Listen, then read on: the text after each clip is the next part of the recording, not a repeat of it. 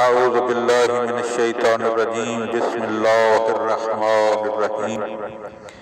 مولا کائنات حضرت امیر المومنین علی ابن ابی طالب علیہ السلام کے مجموعہ کلام نہج البلاغہ کے تیسرے باب کا 425 نمبر فرمان، وقال علیہ السلام، آپ علیہ السلام نے ارشاد فرمایا، اِنَّ لِلَّهِ عِبَادًا يختصهم اللہ بالنعم لمنافع العباد، بندوں کی منفعت رسانی کے لیے، یعنی بندوں کو فائدہ پہنچانے کے لیے اللہ تعالی نے کچھ بندگان خدا کو نعمتوں سے مخصوص کر دیا ہے۔ فَيُقِرُّهَا فِي أَيْدِيهِمْ مَا بَذَلُوهَا، لہذا جب تک وہ دیتے دلاتے رہتے ہیں، اللہ ان نعمتوں کو ان کے ہاتھوں میں برقرار رکھتا ہے۔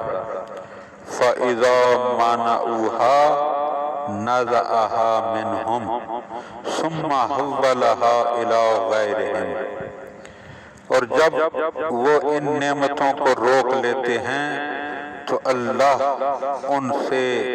وہ نعمتیں چھین کر واپس لے کر دوسروں کی طرف منتقل فرما دیتا ہے۔ لہذا انتہائی قابل غور فرمان ہے